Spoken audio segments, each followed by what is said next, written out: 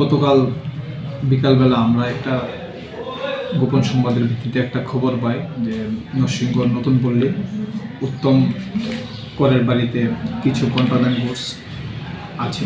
তখন আমরা ওর বাড়িতে আমরা অভিযান চালাই এবং অভিযান চালিয়ে ওর বাড়ি থেকে আমরা 4টি শোক বক্স, যা টোটাল ওয়েট 49.80 গ্রাম এবং ক্যাশ 2,03,000 টাকা উদ্ধার করতে সক্ষম হয়।